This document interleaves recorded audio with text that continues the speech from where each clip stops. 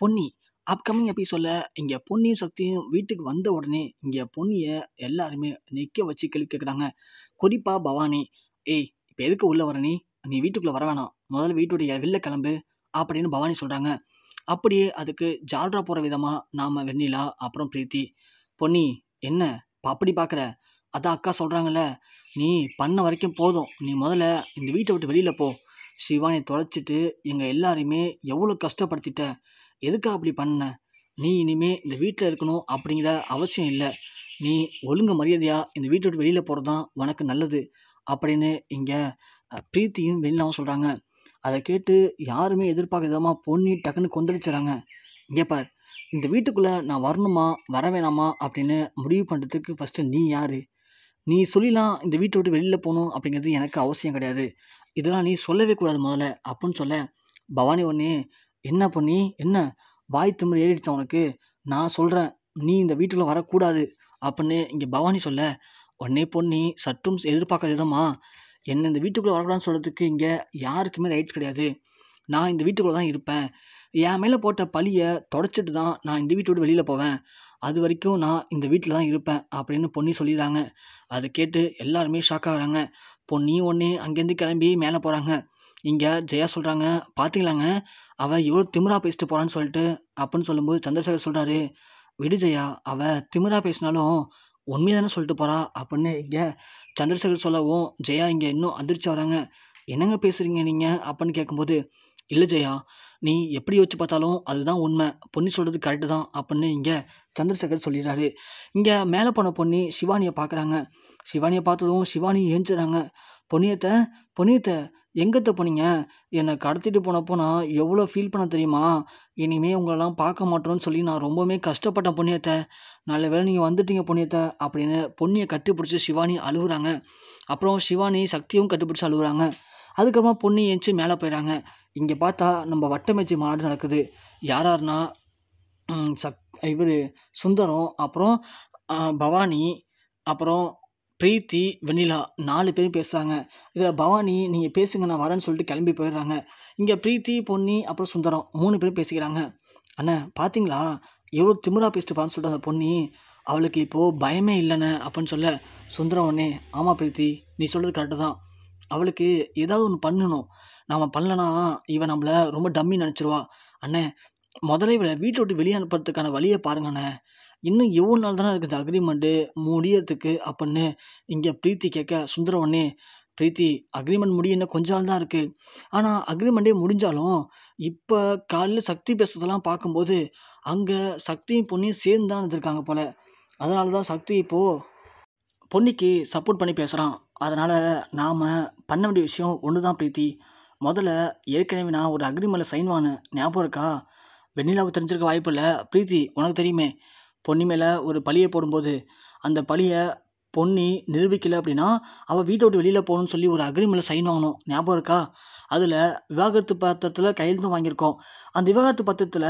இப்போது பொன்னி மட்டும் தான் கையெழுத்து போட்டிருக்கா, இன்னும் நாம் சக்தியில் கையெழுத்து வாங்கலை பிரீத்தி, சக்திகிட்ட நாம் கையெழுத்து வாங்கினா மட்டும்தான் பொன்னியை நாம் ஈஸியாக சக்தியுடைய வாழ்க்கையிலேருந்து தூக்கி எறிய முடியும், இல்லை அப்படின்னா முன்னாடி இருந்த மாதிரி இல்லை சக்தி, இப்போது முன்னாடியாச்சும் நம்ம சொல்கிறதெல்லாம் கேட்டுக்கிட்டு பொன்னிக்கு சப்போர்ட் பண்ணாலும் நம்மள்ட்ட எய்த்து பேசாமல் இருந்தான், ஆனால் இப்போ பார்த்தியா பிரீத்தி, சக்தி இப்போது யாராக இருந்தாலும் சரி, ஏன் ஜெயா ஆண்டிக்கிட்டே அவன் எய்த்து பேசுகிறான், அதனால் இப்போ இருக்க கண்டிஷனுக்கு கண்டிப்பாக சக்தி அந்த விவாகரத்து நோட்டீஸில் கையெழுத்து போட மாட்டான், பழைய சக்தி கிடையாது இப்போது, அதனால் நாம் என்ன பண்ணணும் அப்படின்னா பிரீத்தி நீ தான் அதுக்கு உதவி பண்ணணும், எப்படியாவது அந்த விவாகரத்து பத்திரத்தில் சக்திக்கு தெரியாமலே நீ கையெழுத்தை வாங்கணும், அப்படி கையெழுத்தை வாங்கினா மட்டும்தான் நாம் பொன்னியை சீக்கிரமாக வீட்டுக்கு வெளியே அனுப்பும்போது அந்த நோட்டீஸை வச்சு சக்திக்கும் பொன்னிக்கும் எந்த சம்மந்தமும் இல்லைங்கிறத நிரூபிக்க முடியும், அப்போ தான் நாம் பொன்னியை நிரந்தரமாக வீட்டை விட்டு அனுப்ப முடியும், இல்லைனா பொன்னி வீட்டை விட்டு வெளியில் போனாலும் சக்தி மனைவியாக எப்போ வேணாலும் திரும்ப வீட்டுக்குள்ளே வர முடியும் அப்படின்னு சொல்ல,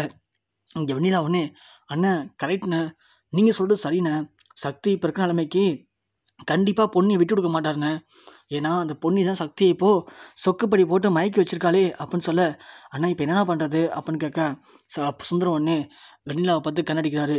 இங்கே பிரீத்தி யோசிச்சுட்ருக்காங்க. கண்ணை காட்டிட்டு சுந்தரம் ஒன்று பிரீத்தி நீ மட்டும் மனசு வச்சனா சக்திகிட்ட ஈஸியாக கையெழுத்து வாங்கிடலாம் பிரீத்தி அப்படின்னு சொல்ல, அண்ணா நான் என்ன பண்ணணும் அப்படின்னு இங்கே பிரீத்தி கேட்குறாங்க. ஒன்றும் இல்லை பிரீத்தி, நான் அந்த நோட்டீஸை எடுத்துகிட்டு வரேன். நீ வந்து ஆஃபீஸ் ஃபைலில் ஏதாவது ஒன்று சைன் வாங்கணும் அப்படின்னு சொல்லி எடுத்துகிட்டு போ. அப்போது நான் வந்து சக்திகிட்ட பேச்சு கொடுக்குறேன்.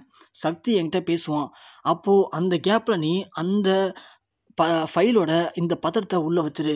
சக்தியும் கவனிக்காமல் எப்படியாவது சைன் வாங்கிட்டோம் அப்படின்னா நாம் ஈஸியாக பொன்னியை இந்த வீட்டை விட்டு அனுப்பிடலாம் பிரீத்தி அப்படின்னு சொல்ல, பிரீத்தி உடனே சந்தோஷப்படுறாங்க.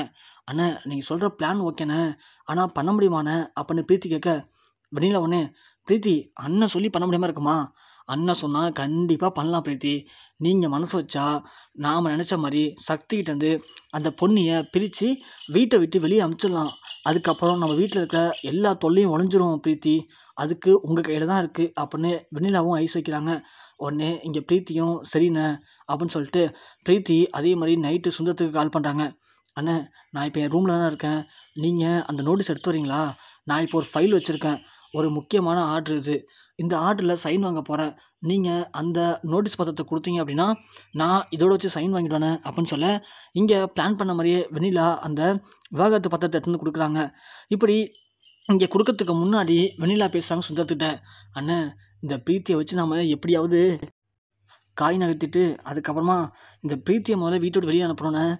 ஏன்னா பிரீத்தி வந்து பொன்னியை வெளியே அனுப்பிச்சிட்டா நாம் சக்தியை கல்யாணம் பண்ணிக்கலான்னு சொல்லி ரொம்ப ஆசையாக இருக்கானே அப்படின்னு சொல்ல, இங்கே சுந்தர் சொல்கிறாரு, வெண்ணிலா அவளை நம்ம யூஸ் பண்ணிக்கிறது இப்போது நமக்கு தேவை அவ. ஏன்னா இந்த பத்திரத்தில் இப்போது அவளால் மட்டும் தான் கையெழுத்து வாங்க முடியும். இந்த பத்திரத்தில் மட்டும் நம்ம கையெழுத்து வாங்கிட்டோம், அப்புறம் ஈஸியாக பொன்னியை வெளியே அனுப்பிச்சிடலாம். அதுக்கப்புறமா பிரீத்தியை ஏதாவது ஒன்று சொல்லி அவளையும் வீடு துரத்திடலாம். அதுக்கப்புறம் ஒன்று நான் ஈஸியாக சக்தி கல்யாணம் பண்ணி வச்சுருவேன் அப்படின்னு சுந்தரம் பேசுகிறாரு. இதை சந்திரசேகருக்கு டீ போட்டு தரத்துக்காக கீழே வர பொன்னி காதில் வாங்கிறாங்க.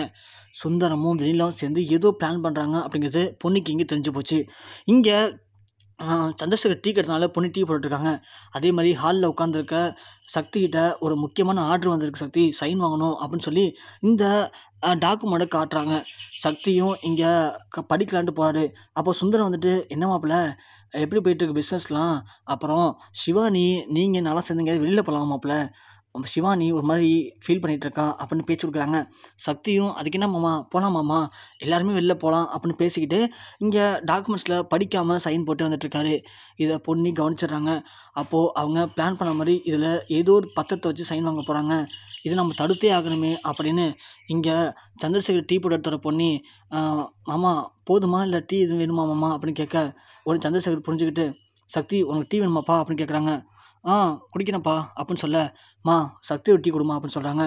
பொன்னியும் சக்திக்கு டீ போட்டு எடுத்துற மாதிரி எடுத்து வந்து இங்கே டாக்குமெண்ட்டில் சைன் பண்ணிட்டு இருக்கும்போது டக்குன்னு சக்திகிட்ட கொடுக்குற மாதிரி பொன்னி அந்த டீயை பத்திரத்தில் கொட்டிடுறாங்க. உடனே இங்கே பிரீத்தி, ஏய் பொன்னி அறிவு கெட்டவளே, படிச்சிருந்தா உனக்கு அறிவு இருக்கும், பத்திரத்தில் போய் டீயை கொட்டிட்ட பாரு, இப்போ எவ்வளோ கஷ்டப்பட்டு அந்த பத்திரம்லாம் வீணாக போச்சு அப்படின்னு சொல்ல, சக்தி ஒன்று, பிரீத்தி இப்போ எதுக்கு கோவப்படுற? பொண்ணு தப்பு கிடையாது, நான் தான் வாங்குறேன்னு சொல்லி கையை விட்டுட்டேன், டீ கொட்டி போச்சு. இப்போ என்ன டாக்குமெண்ட் தானே இது, எப்படி மெயில் அனுப்பிச்சிருப்பாங்களே, இன்னொரு காப்பி பிரிண்ட் எடுத்தால் சரியாக போட போகுது. இல்லை சக்தி, அது வந்து பிரீத்தி நான் தான் சொல்கிறேன்ல, பொன்னி மேலே தப்பு இல்லைன்னு சொல்கிறேன்ல, அப்புறம் என்ன ஏற்றி பேசிகிட்டு இருக்க, போய் வேறு பேப்பர் எடுத்துகிட்டு போ அப்படின்னு சொல்ல, இங்கே பிரீத்திக்கு என்ன பண்ண தெரில. சுந்தரம் அப்படியே அதிர்ச்சி அடைஞ்சாரு.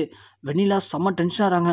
பிரீத்தி அப்படியே இங்கே பொன்னியை பார்க்குறாங்க. பொன்னி அப்போ தான் பிரீத்தி, வெண்ணிலா, சக்தி மற்றும் சுந்தரம் இவங்களை பார்க்கும்போது இங்கே எல்லாருமே கொலைகானில் இருக்காங்க.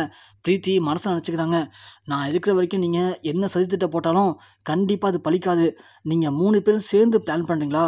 உங்கள் 3 பேருடைய வண்டவாளத்தை தண்டவாளம் ஏற்றாமல் கண்டிப்பாக நான் அந்த வீட்டோட வெளியில் போக மாட்டேன் அப்படின்னு பொன்னி நினச்சிட்டு உள்ளே போகிறாங்க.